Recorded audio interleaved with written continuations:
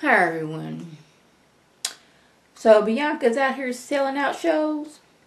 Okay, I need at least two people to tell me what show, where these shows at that she's selling out, and at least two songs that she is saying.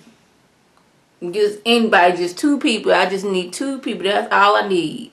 To let her tell it, like every time she goes to perform, the whole it's crowded. Can't nobody get in. We like sardines in a can. People lined up around a block. She's selling that. I'm like, I haven't heard anything of her like since the show was on hiatus. But you out here in sold out shows. Okay, so Yandy introduces her. I think it's DJ Drisky. Well, him and Bianca know each other. They got a little history. You know, did a little flirting back in the day. Never went too far because he always got these girls on him, and she didn't want to be another one in his roster. But when she meets up with Cardi B later on, she talking about she gonna take this girl's man. Now this is where I have never in my whole entire existence understood why you want to get with somebody who is with somebody. Because, like, ain't you, like, setting yourself up for disaster? Like, you got this man because he was cheating. There's a good chance he's going to cheat on you. So this is her mission. Like, he got a girlfriend. He say it's a girlfriend, but she could be the assistant. But I'm going to steal this man from her. Okay, this your storyline. We out here sold out performances and we still in men's. Cardi B tells her, I was in the studio and old boy kissed me. But did y'all notice when Cardi B was trying to take a photo for Instagram, he got that look of, oh snap, I'm gonna get caught because I'm not supposed to be hanging out with Cardi B. Which I don't understand. Like, if you working with her, of course y'all gonna be together. But I guess the girl was like, you can work with her, but I don't want to see now picture on Instagram. So you best be keep your distance, arm length away from Cardi B. Cardi B's like, yeah, he kissed me. I ain't want to kiss him, so that's my problem. But I'm like, Cardi B, I don't know what's worse. This man who has a girlfriend, or Tommy who was in jail, who wants you to be barefoot and pregnant. I don't know which is worse for you, Cardi B. I really don't. So, y'all, we gonna play a game. We gonna try to figure out how many times Jay is gonna tell us this is my first lesbian relationship, and how many times she gonna call Snoop from The Wire. This is what we gonna do. This is a game we're gonna be playing because she's already said it at least once this episode.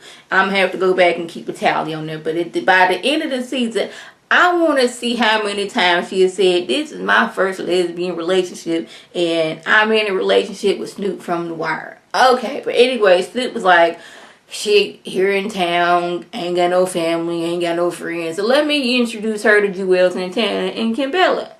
This gal took this time supposed to be meeting new friends. Like, how do you deal with all the females be coming up to him?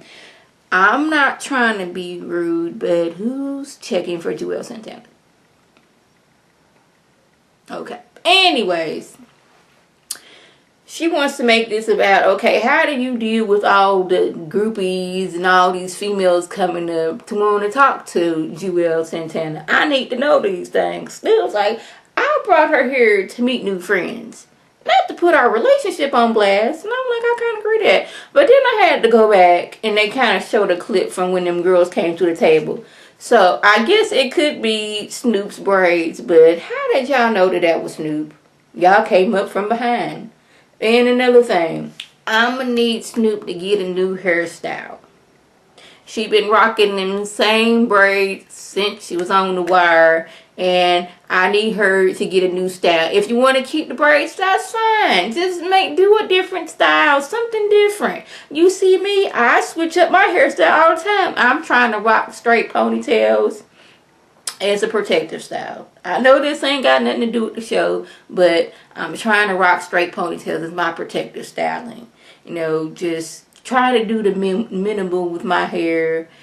I'm tired of doing flat twist on my hair every other night, even though that was like so convenient because I get lazy with my hair. Maybe that's just a lazy style for her, but she's like, I brought you here to make friends and you out here putting my relationship on blast. So DJ Self, like I done had all this success with Cardi B last season. On to the next hot things. Him, Rich, and Snoop meet up. Now, I don't know who Rich is trying to manage and who wants Rich to manage them, but he is still out there trying to find his next Olivia. So they go to the showcase and we have Sophie Green. She's a jack of all trades. She raps, she sings, she models, she acts, she DJs. The little white lines on the road. She's the one that does that. So she's on stage, and I guess this is I guess it's not a new thing now. If you a female and you want to make it in this industry, I'm going to put on something that I'm almost half naked in and get on stage, because they not going to be paying attention to what I'm singing and or rapping. They going to be paying attention to what I got on and I can get in.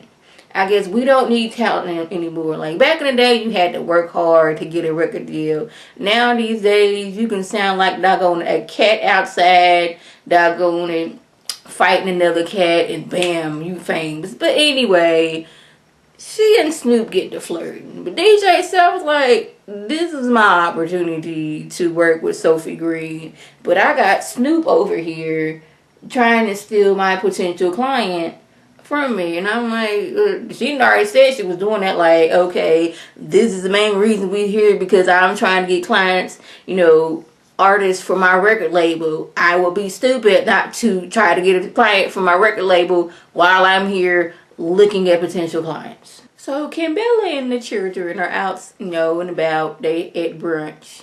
Jewel's supposed to be there, but he didn't get home at 7 o'clock in the morning.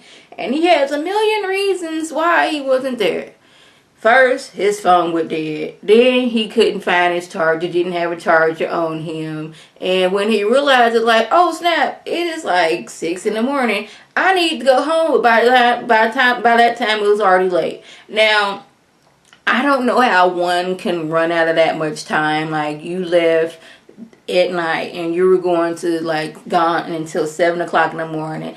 Maybe that's just me, but after a while I would have got tired, and after a while I would notice that, hey, it's rather late. I've been here rather a long time. Let me see what time it is. I know my phone is dead, but I'm pretty sure all the plethora of people that are in here have a phone, or there's a clock on the wall, or hey, the computer that we're using to get our music together has the time on it. So I couldn't figure that out. So he finally shows up, and I appreciate it so much that she did not go right in on him right in front of the children. She asked the oldest one to escort the other one, the younger children, to the restroom so she can talk to daddy like, where the hell you been?